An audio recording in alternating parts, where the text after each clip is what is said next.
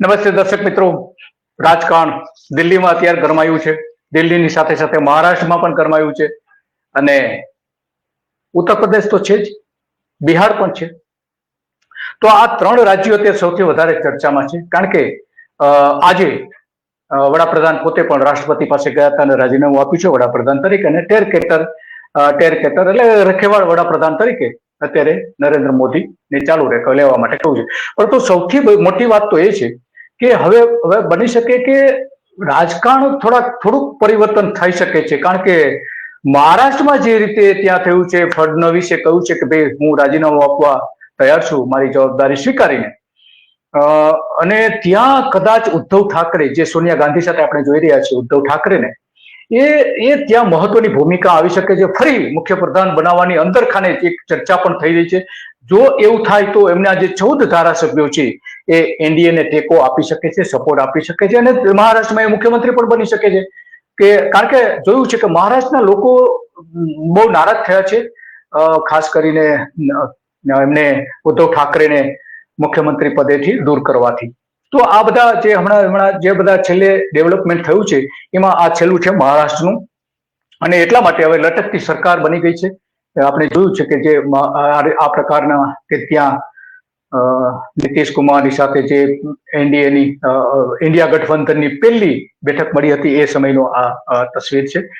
તો આ બધાની વચ્ચે હવે જે રાજકારણ ખેલવામાં આવી રહ્યું છે એની સાથે સાથે નરેન્દ્ર મોદી જે આ હાર, જે આ મોદીની હાર જ છે એક પ્રકારની, કારણ કે 400 બેઠકોની સામે આ ઓછી બેઠક ગયા વખત કરતા પણ ઓછી બેઠકો મળી છે, અને ભાજપે પૂર્ણ બહુમતી પણ મેળવી નથી. તો આ બધાની વચ્ચે નરેન્દ્ર મોદી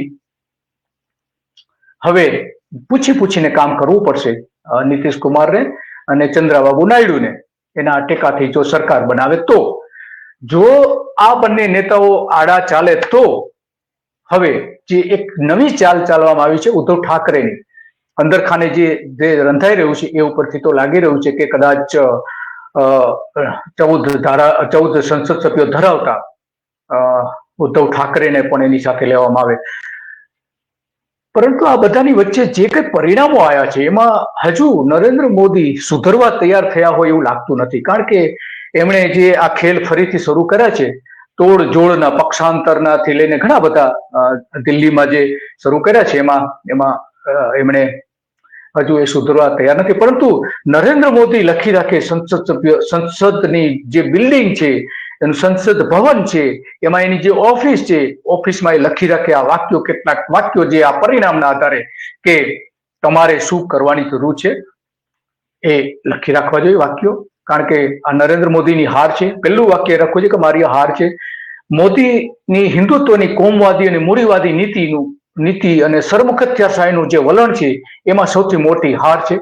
અને એમણે એની દિવાલ જે ઓફિસ છે વડાપ્રધાનની સંસદમાં, નવા સંસદ બિલ્ડિંગમાં, તો એમાં એમણે લખી રાખવું જોઈએ કે હવેથી હિન્દુત્વ, કોમવાદી, મૂડીવાદી નીતિઓના સરમુખત્યારશાહી વાતો નહીં કરે. સુધરી જાય તો સારી વાત છે. અને આ સુવર્ણ અક્ષરો છે, લોકોનો આદેશ છે, જનાદેશ છે જે આ ચૂંટણીનો, એ આ વાત છે. આ વાક્યો, એ સોનેરી વાક્યો લોકોએ જે આદેશ આપ્યો છે એમાં સ્પષ્ટપણે આપણે દેખાય છે. મોદી સરકાર માટે નારાથી કામ નહીં ચાલે, માત્ર નારાઓ આપવાથી કામ નહીં ચાલે, પરંતુ હવે કામ પણ કરવું પડશે. આ એક વાક્ય એમની ઓફિસમાં લખવું પડશે, સંસદ ભવનમાં લખવું પડશે. કારણ કે નારા જોયું આપણે કે ચૂંટણી પછી પણ જ્યારે ભારતીય જનતા પાર્ટીની કાર્યાલયમાં, દિલ્હીના કાર્યાલયમાં નરેન્દ્ર મોદીએ જે ભાષણ આપ્યું, તો એ ભાષણમાં શરૂઆતમાં જ નારો આપે છે જય જગન્નાથ. તો એ હજુ કંઈ સુધરવા તૈયાર નથી લાગતા, મને એવું દેખાઈ રહ્યું છે. કારણ કે રામનું મંદિર જ્યાં બન્યું છે એ સંસદ સભ્યની બેઠક જે છે એ પણ ગુમાવી છે ભાજપે. એટલા માટે નફરત નહીં પણ સરકાર પ્રેમથી ચાલશે એવું એક વાક્ય એમની ઓફિસમાં લખી રાખવાની જરૂર છે. આ જનાદેશનું વાક્ય છે. મોદી મીડિયા માલિકો સાથે જે રીતે એનું સંવનન ચાલતું હતું, મીડિયાને ખરીદી લઈને જે પ્રકારની લોકશાહી વિરોધી પ્રવૃત્તિ કરતા હતા, એ મીડિયાને સ્વતંત્રતા આપવી પડશે. આ વાક્ય લખવું જોઈએ, કારણ કે લોકોએ એ આદેશ આપ્યો છે. બંધારણ અને લોકશાહીનું સમર્થન કરનારા લોકોની આ જીત છે. વિપક્ષ સાથે રહીને દેશને બચાવી લીધો છે લોકોએ. એ સુવર્ણ અક્ષરે મોદીએ એના કચેરીમાં વાક્ય લખવું છે. ધર્મ નહીં પણ કર્મ ચાલશે, એ પહેલું વાક્ય એમણે લખવાની જરૂર છે નરેન્દ્ર મોદીએ. જૂઠ નહીં પણ આ સત્યનો વિજય છે એવું વાક્ય પણ એમણે લખવું પડશે. પક્ષાંતર નહીં પણ પક્ષના વિચારોની વાત કરવી પડશે. બીજા પક્ષોમાંથી પોતાના પક્ષમાં જ્યારે લોકોને લાવવામાં આવે ત્યારે નહીં લાવવામાં જે આવી રહ્યા છે એ બંધ કરવું પડશે. ગુંડાગીરી કેટલીક જગ્યાએ, ઘણી બધી જગ્યાએ એનો ઉપયોગ થયો છે. ગુંડાગીરીમાં ગુજરાતમાં પણ થયું છે. ગુંડાઓને ખુલ્લું મેદાન આપી દેવામાં આવ્યું હતું. તો આ લુખ્ખાગીરી બંધ કરવી પડશે. પેલું વાક્ય લખવું પડશે કે કાયદો અને વ્યવસ્થા જાળવશે, કોઈ અવાળા તત્વોનો સાથ નહીં લે. 50 લાખ તમારા વોટ્સએપ ગ્રુપ જે હતા એમાં સોશિયલ મીડિયામાં ધર્મ જનૂન અને જૂઠ અને ધમકીઓનો જે આશરો લેવામાં આવતો હતો, 50 લાખ વોટ્સ આખા દેશમાં વોટ્સએપ ગ્રુપ, એ તમારે હવે બંધ કરવું પડશે. પક્ષ પાસે 85 કરોડ રૂપિયાનું જે ફંડ છે, 85 અબજ રૂપિયાનું, એ ફંડ અને એના કૌભાંડો જે ફંડ મેળવવા માટે કરવામાં આવ્યા હતા એ હવે સુવર્ણ અક્ષરોએ લખવું પડશે કે આવા સ્કેમ હવે ફરીથી નહીં થાય. લોકોએ જાણી લીધા છે. ભલે તમે છુપાવવાનો બધો જ પ્રયત્ન કર્યો, પરંતુ લોકો સુધી તો એ વાત પહોંચી જ ગઈ હતી. વિદેશમાં પોતે લોકપ્રિય છે એ જે જૂઠાણાઓ ચલાવ્યા હતા એ જૂઠાણાઓ હવે નહીં ચલાવવું એવું વાક્ય એમણે લખવું પડશે પોતાની ઓફિસમાં. પત્રકાર પરિષદ નહીં કરીને, લોકોના પ્રશ્નોના જવાબો નહીં આપીને જે તમે 10 વર્ષ કાઢ્યા છે એ હવે પછીના વર્ષો નહીં કાઢી શકો.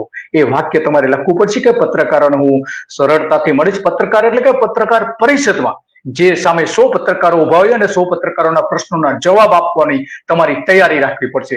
સાચા પત્રકોને બોલતા બંધ કરી દીધા હતા, આ વખતે એના પ્રયત્નો કર્યા હતા, એ પણ તમારે અટકાવવા પડશે. આ વાક્યો જે છે, આ સુવર્ણ 20 વાક્યો જે છે કે જનાદેશમાં સ્પષ્ટપણે આવેલા છે, બાર એ તમારે તમારી ઓફિસની અંદર, ઓફિસની બહાર, સંસદની દિવાલ ઉપર લખી રાખવા પડશે. નહીતર લોકો ફરીથી તમને આનાથી પણ ખરાબ હાર આપશે. આ મોદીની હાર જ છે.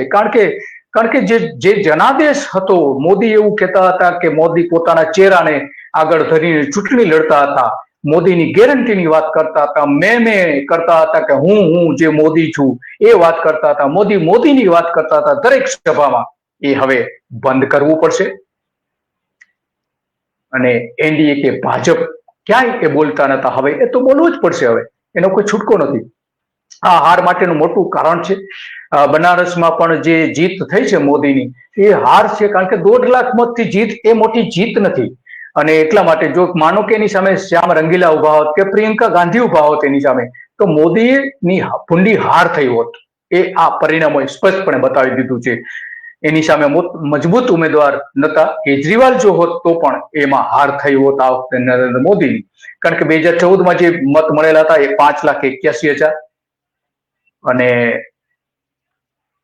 2019માં જે 6,74,000 મત મળ્યા હતા એની સામે 2024માં 1.5 લાખ વધારે મત મળે એ બહુ સારી બાબત તો નથી. બનારસમાં કુલ 6,12,000 મત નરેન્દ્ર મોદીને બનારસમાં મળ્યા છે. અને એની સામે જે કોંગ્રેસના ઉમેદવાર છે અજય રાય, એને 4,60,000 મત મળ્યા છે. તો આ લોકોનો જનાદેશ છે નરેન્દ્ર મોદી, બીજું કશું જ નથી. તમે તમારી દિવાલ ઉપર આ સુવર્ણ અક્ષરો લખી રાખજો, તો જ લોકો તમને સ્વીકારશે. બાકી હવે પછી તો નહીં સ્વીકારે. આ ચેતવણી છે, તમને લોકોની ચેતવણી છે. અને જે કઈ રાહુલ ગાંધીને મત મળ્યા છે એની સામે તમને ઓછા મત મળ્યા છે. આ પણ એક જનાદેશ છે. અને એટલા માટે સ્પષ્ટપણે તમારે આ જે લોકોની જે વાત છે એ વાત તમારે સ્વીકારવી પડશે. એના વગર તમારી પાસે કોઈ છૂટકો નથી. કારણ કે રાહુલ ગાંધીની જીત થઈ છે, એની સામે તમારી મોટી હાર થઈ છે. ઓછા મત મળીને મોટી હાર થઈ છે. એટલા માટે હવે મોદી તમારે અટકવું પડશે.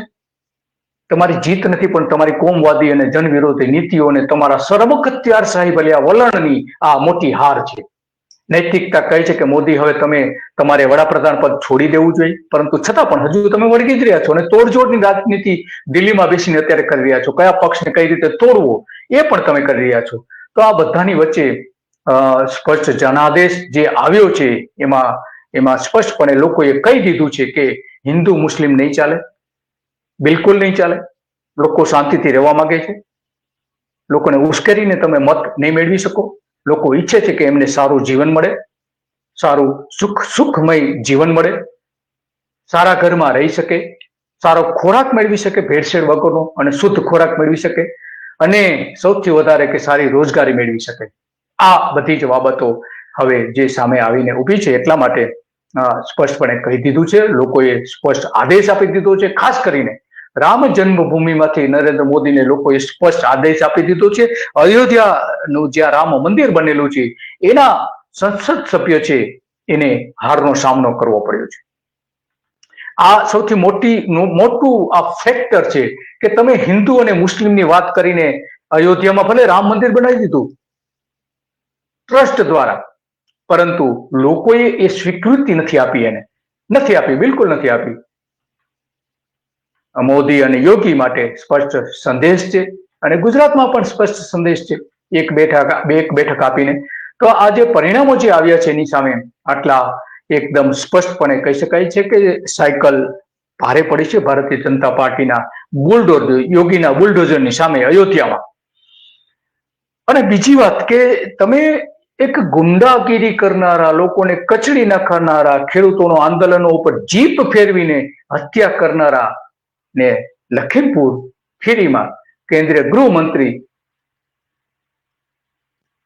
ના રાજ્યમંત્રીના અજય મિશ્રા તેની હારથી તમારે પણ બોધપાઠ લેવો જોઈએ.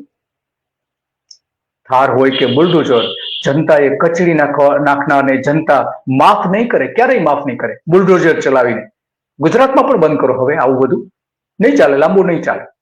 ટીવી અને અખબારોને ખરીદવાની જે તમે વાત કરતા હતા, પોતે ધારે એ બધા ત્યાં હેડલાઇન નક્કી કરતી હતી, કરવામાં આવતી હતી તમારી જ કચેરીઓ દ્વારા. એ હેડલાઇન હવે લોકો ઉપર છોડી દેવી પડશે. ક્યાં સુધી મહેનત કરી શકશો તમે? લોકો સમજી જશે જે કંઈ કરશો તે. લોકોના પ્રશ્નો અને સમસ્યાઓ લોકો સુધી પહોંચે એવું સ્વતંત્ર વાતાવરણ અખબારો અને પત્રકારોને મળે એવું તમારે તમારી દિવાલ ઉપર, તમારી ઓફિસની દિવાલ ઉપર લખી રાખજો. નહીતર આ લાંબુ નહીં ચાલે. કારણ કે વિપક્ષ જે છે એ એકતા ઉભી કરી શક્યું છે, અને એના કારણે તમને મોટી હારનો સામનો કરવો પડ્યો છે. જો આ એકતાનું કામ બહુ વેરાસર થયું હોત અને નીતિશ કુમારને સાથે રાખવામાં આવ્યા હોત, તો અત્યારે તમે વડાપ્રધાન બની શકો નહીં. આ રવિવારે તમે વડાપ્રધાન બની રહ્યા છો, પરંતુ બની શક્યા હો નહીં. બની શકે આમાં તમે કોઈ જ શક્યતા નથી કે વડાપ્રધાન ફરીથી બની શકો, એવો જનાદેશ સ્પષ્ટપણે આપી દીધો છે. અને એટલા માટે આ બધાની વચ્ચે હવે આ મુખ્ય વાત આવીને સામે ઉભી રહી છે. અને હવે મહારાષ્ટ્રનું જે રાજકારણ છે, એ મહારાષ્ટ્રનું રાજકારણ શરૂ થાય છે. આટલા સુવર્ણ અક્ષરો તમારે સંસદ ભવનની, તમારી કચેરીની સામે લાવીને મૂકી દેવા જોઈએ.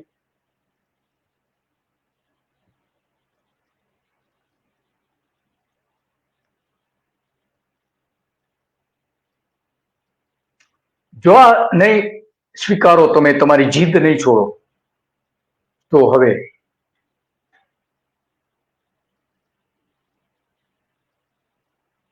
અત્યારે મીટિંગ મળી રહી છે દિલ્હીમાં એનડીએની. ચંદ્રબાબુ નાયડુ અને અમિત શાહ ત્યાં પહોંચ્યા છે, અને નીતિશ કુમાર પણ જશે. જોકે ચંદ્રબાબુ નાયડુ અત્યારે કેટલાક મહત્વના ડિપાર્ટમેન્ટની માગણી કરી રહ્યા છે. એ કદાચ નહીં સ્વીકારે, કારણ કે નાણાં વિભાગ છે, એ નાણાં ખાતું જે છે એ સ્વાભાવિક છે કે એ ભાજપ પોતાની પાસે રાખશે.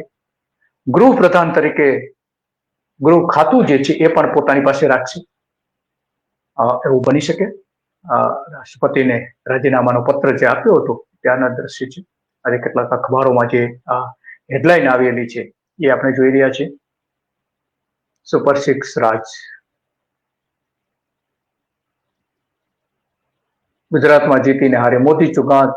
બીજેપી માટે રાજકીય મોટો ખેલ પડી ગયો છે. આ બધા જ જે અત્યારે ચાલી રહ્યું છે એમાં સૌથી મોટી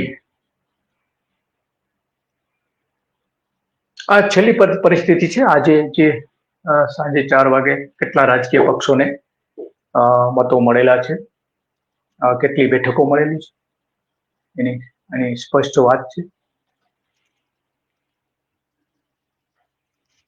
અને આ બધાની વચ્ચે હવે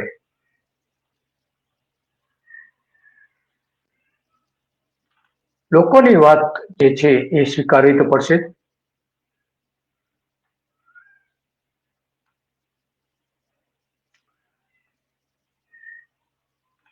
કારણ કે હવે પછી જે કંઈ મહત્વના ડિસિઝન લેવાના થશે દિલ્હીમાં, દિલ્હી સરકાર માટે, એ હવે નરેન્દ્ર મોદી નહીં લઈ શકે.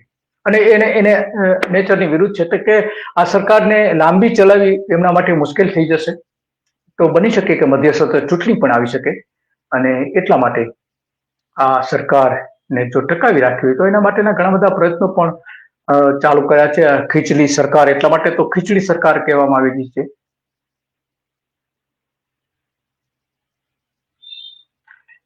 તો આમાંથી બહાર કઈ રીતે આવવું એ સૌથી મોટો સવાલ આજે આવીને ઉભો રહ્યો છે. અને એટલા માટે આ સરકાર કંઈક એવું કરશે, કંઈક કે જે ફરીથી મધ્યસત્ર ચૂંટણી આવે તો એમાં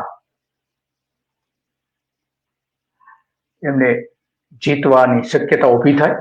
એ માટેનું એવા પગલા પણ લઈ શકે છે. જે પીઓકે છે, કાશ્મીર, જે પાકિસ્તાનના કબજામાં કાશ્મીર છે, ચીનના કબજામાં કાશ્મીર છે, ચીને જે આપણે 4000 ચોરસ કિલોમીટર પ્રદેશ પચાવી પાડ્યો છે નરેન્દ્ર મોદીના શાસનમાં, તો આ બધા જે છે એ ફરીથી મેળવવા માટેના પેંતરાઓ પણ કરી શકે છે, રાજ રમત પણ રમી શકે છે. અને આ બધું કર્યા પછી મધ્યસત્ર ચૂંટણી પણ આપી શકે છે અને ફરીથી પૂર્ણ બહુમતી મેળવવાના પ્રયત્ન પણ નરેન્દ્ર મોદી કરવા કરશે એના નેચર પ્રમાણે. કારણ કે આ બધાની સાથે લઈને એના બધા, કારણ કે હવે ખરા અર્થમાં હવે એનડીએ સરકાર બની છે. એનડીએના જે ઘટકો છે, નીતિશ કુમાર, આ બધા જ આપણે જોઈ રહ્યા છીએ, એના ઘટક જે છે એમાંના એમને સાથે લઈને એમને ચાલવું પડશે. પરંતુ એ નરેન્દ્ર મોદીનો સ્વભાવ નથી કે બહુમતીનો વિચારો લઈને, બીજા પક્ષોના વિચારો લઈને, એની સાથે લઈને પછી નિર્ણયો લેવા. એ નરેન્દ્ર મોદીની વિચારવાની ક્ષમતા નથી. એ વિચારતા પણ નથી એ રીતે. અને એટલા માટે આ બધી જે નવા સમીકરણો જે ઉભા થઈ રહ્યા છે એમાં એને પોતાનો માર્ગ પણ કાઢવો પડશે. તો આજે આટલું જ. અને આવતીકાલે પણ આવા જ મુદ્દાઓ પર આપણે ચર્ચા કરીશું. અને કેટલીક બાબતો જે છે કે ભારતીય જનતા પાર્ટી હવે પોતાના વિચારો કઈ રીતે બદલી રહી છે એની પણ કેટલીક બાબતો હવે આપણે ચર્ચા કરીશું. આજે આટલું જ. નમસ્તે.